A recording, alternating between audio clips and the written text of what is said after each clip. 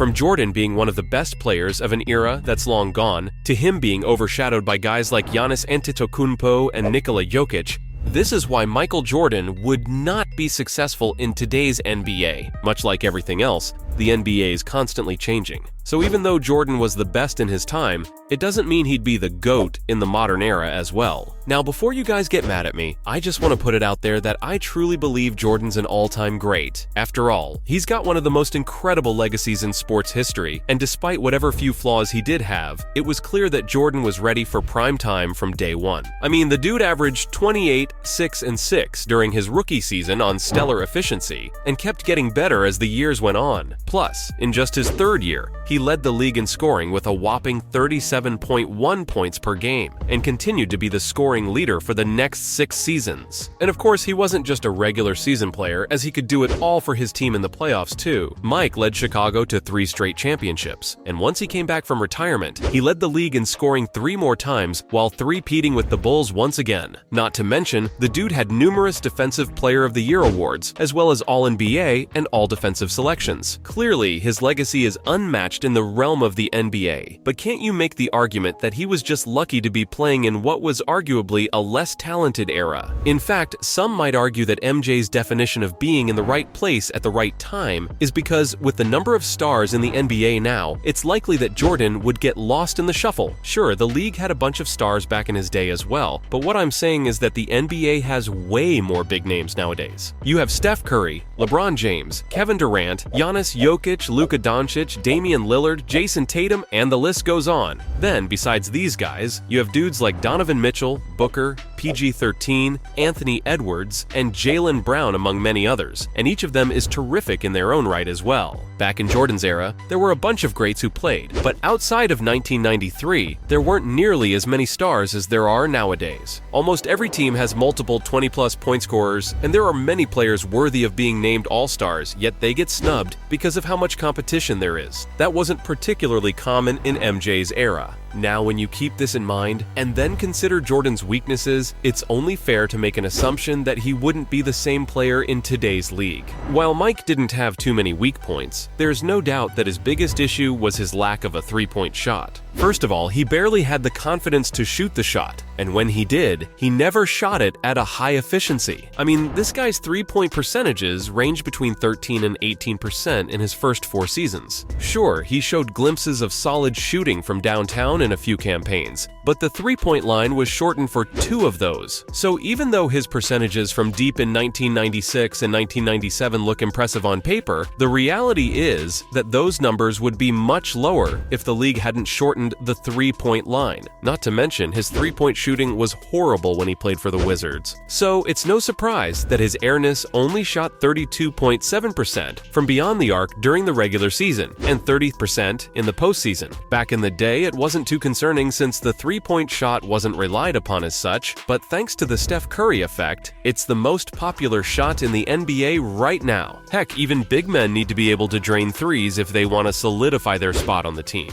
And because of this increased use of the shot, it's clear as day that MJ would struggle big time if he played in the modern era. Those who defend Mike talk about how he would have just adjusted to the league and practiced the 3-ball more if he played nowadays. But here's what I have to say to that. If his airness had such a killer mentality and always wanted to be better than everyone else, don't you think he would have already been dying to perfect the only weakness in his game? The way Jordan was, it's a stupid argument to say that he wasn't pushed about it since threes weren't as common back then. I think that he did try really hard to improve his deep-range shooting, but it never worked out as he just couldn't consistently make them in games. After all, nobody's perfect, not even the alleged GOAT of the sport. So it doesn't matter how much MJ would have practiced three-pointers since he just couldn't make them, the way LeBron can't make free throws. However, in the modern-day NBA, you need to be able to drain triples consistently, not just to help your team win, but to actually become popular and a fan favorite. From the 1980s to the early 2000s,